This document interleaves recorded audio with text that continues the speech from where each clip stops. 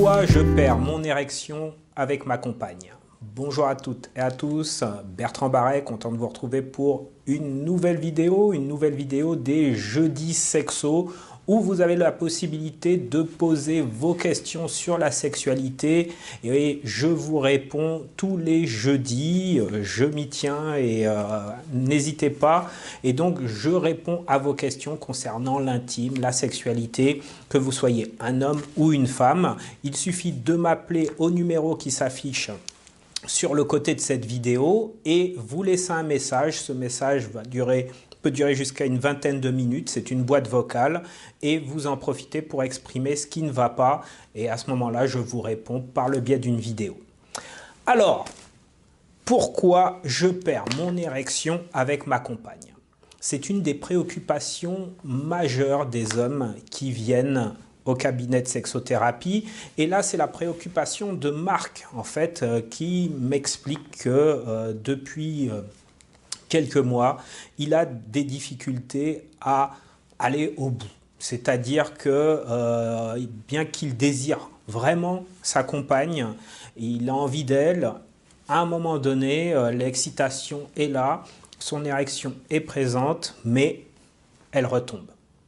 Et donc là, il ne sait vraiment pas quoi faire et il me demande conseil et surtout pourquoi il se retrouve dans cette situation.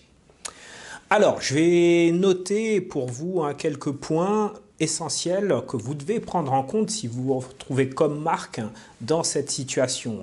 Donc Marc, je m'adresse à toi. Si tu te retrouves dans cette situation, il y a peut-être toute une liste d'éléments à vérifier. Déjà, la première chose que j'ai envie de te dire, c'est: as-tu été voir un médecin? As-tu été voir un médecin? C'est-à-dire que je pars du principe que si au préalable, le matin, tu te réveilles et que ton érection est présente, que tu arrives éventuellement à avoir cette érection et à la maintenir dans le temps en te masturbant, eh bien, je pars du principe que théoriquement, physiologiquement parlant, ça doit aller pour toi. Maintenant, je t'invite vivement à aller voir un médecin afin de vérifier tout ça, surtout si c'est quelque chose qui est récurrent, c'est-à-dire que ça fait peut-être 2-3 mois que tu te retrouves dans cette situation, que tu n'arrives pas à comprendre ce qui se passe pour toi. Donc, première chose, est-ce que quand tu te lèves le matin, ton érection est présente? Est-ce que lorsque tu te masturbes, tu arrives à maintenir une érection convenable? Si tu te masturbes bien sûr, mais je t'invite à ce moment-là à faire le test si ce n'est pas régulier. Donc à partir de là, tu vas voir un médecin, tu demandes des analyses. Des analyses au niveau de la testostérone, des analyses de sang éventuellement un check-up. En tout cas, tu exprimes au médecin ce qui se passe pour toi. C'est vraiment très important de vérifier qu'au niveau de ton corps, tout est OK. Donc ça, c'est la première chose. Donc on part du principe que tu es en pleine forme au niveau corporel. Donc ça signifie que ce qui se passe par rapport à ta relation, disons-le très clairement, ta relation avec ton pénis et le fait qu'il n'y ait pas d'érection, c'est au niveau de la psychologie. C'est psychique. Donc, premier élément qui peut poser un souci et qui est, dans la plupart des cas, lié à cela, c'est le stress. Donc, j'ai pris quelques notes. Première chose, au niveau du stress, c'est le stress extérieur. Ça peut être au niveau du travail. Peut-être que tu es préoccupé par ton travail, il y a peut-être de la pression, tu as peut-être du chiffre à faire, des résultats à réaliser, ça se passe peut-être pas bien avec ton entourage, avec ton employeur, peut-être que tu es cadre et à ce moment-là, tu as beaucoup de poids sur les épaules à gérer.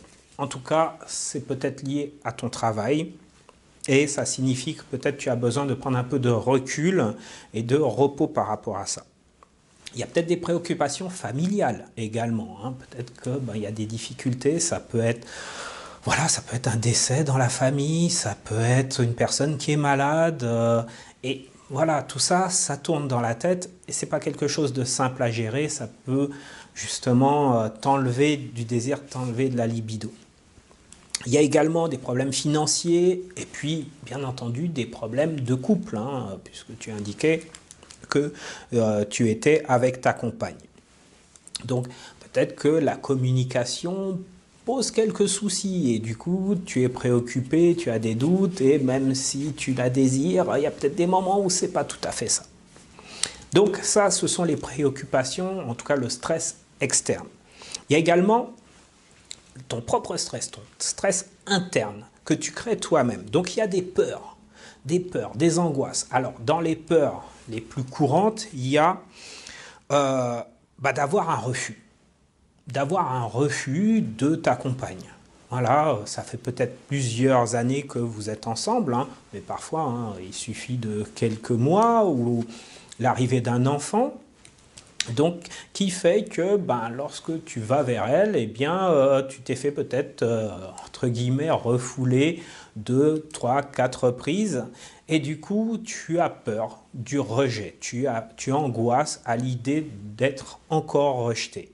Donc, peut-être qu'elle a de bonnes raisons, hein, d'ailleurs, pour te dire les choses, ou peut-être qu'il faudrait revoir ta manière d'aller vers elle, de manière à ce que, comme je le dis souvent, ce ne soit pas tard le soir à 23h30, lorsqu'elle est complètement HS, que tu vas la voir en disant « Tiens, j'aimerais bien un petit câlin, ça va me détendre ». Parce que souvent, c'est comme ça que nous fonctionnons, nous les hommes, hein. Donc attention à ça, c'est vraiment important de réfléchir, est-ce que je l'aborde de la bonne manière? Donc il y a la peur et l'angoisse du rejet. Il y a également cette peur de ne pas être à la hauteur. Ça fait peut-être 1, 2, 3 fois que, waouh, en plein acte, hop, tu ne comprends pas ce qui t'arrive et ça retombe. Et là, tu es en mode panique. La première fois, tu avais un peu de honte, tu ne comprenais pas. La deuxième fois, tu étais déjà préoccupé en te disant « Waouh, ce qui s'est passé la dernière fois ». Et hop, ça retombe de nouveau. Et à plusieurs reprises comme ça. Et là, tu as tellement cette angoisse, cette peur de ne pas assurer que voilà, ça ne marche plus du tout. Donc là, c'est pareil, hein, c'est important. Et ça, on va le voir dans une prochaine vidéo. Quand tu as la peur de ne pas pouvoir maintenir ton érection, eh bien, quelle démarche, comment tu dois travailler justement avec ton pénis, hein. Et c'est vraiment un lien avec le pénis, et je l'expliquerai dans une autre vidéo, c'est comment tu lui parles concrètement. Donc ça peut faire sourire comme ça, mais c'est une réalité, hein. Si tu dis « je sais que tu ne vas pas assurer, tu me fais honte », c'est sûr qu'il ne va pas assurer, il va te faire honte. Donc troisième élément, il y a la performance. Donc là, cette fois-ci, peut-être que c'est parce que tu veux absolument assurer, tu veux l'épater, tu veux lui donner du plaisir à ta compagne, tu veux vraiment montrer que tu es à la hauteur. Et tu te mets une telle pression qu'au moment où il faut passer à l'acte, faux départ. Et hop, tu te plantes. Ou imagine... ça, je dis ça pour les jeunes, hein, parce qu'il faut savoir que cette problématique, elle impacte aussi bien des hommes comme Marc, hein, qui ont la quarantaine, que des personnes qui ont 20, 21 ans. Hein. Ce désir d'être à fond, d'assurer un maximum, parce que qui c'est le bonhomme. Donc, il faut assurer, ça met une pression énorme. Et l'exemple que j'ai envie de vous prendre, c'est imaginez, vous êtes au travail où vous avez un examen à passer, hein, pour vous les jeunes, et juste derrière vous, vous avez le prof ou votre patron qui est là à vous surveiller. Vous imaginez, vous êtes assis, vous bossez, vous êtes et vous avez le patron ou le prof qui est juste au-dessus. À un moment donné, vous ne pouvez plus. Et il regarde et il vous demande comment ça se passe. Et il faut assurer. C'est exactement ce que vous faites, parce que c'est insupportable, hein, vous imaginez un peu la scène, c'est exactement ce que vous faites avec votre pénis.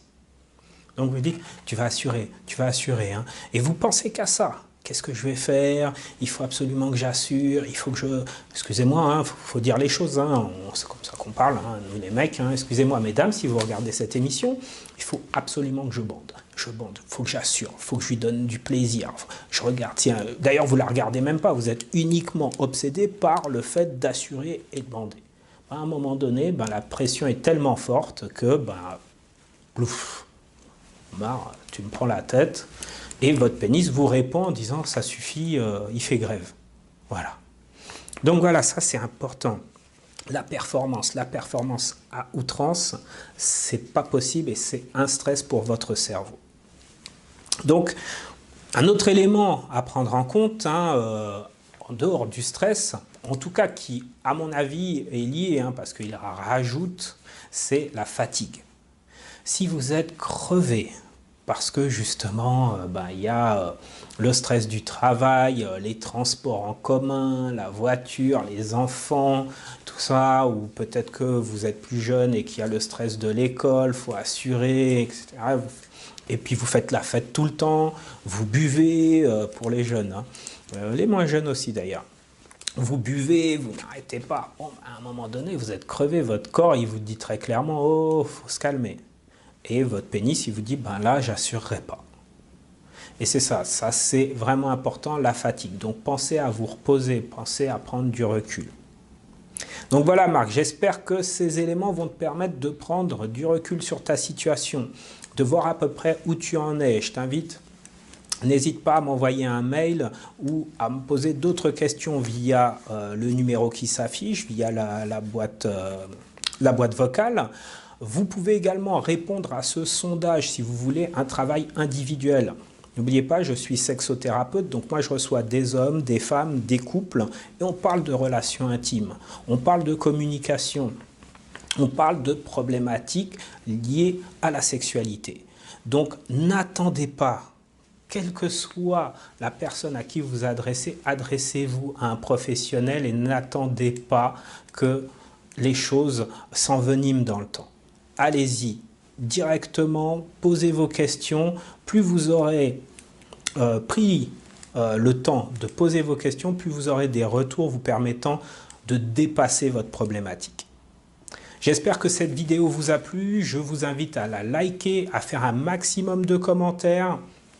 Partagez-la. Je sais que ce n'est pas évident de partager des vidéos sur la sexualité, mais croyez-moi que ça peut dépanner un maximum de monde. Je vous dis à très bientôt pour une prochaine vidéo des jeudis sexo. À ciao!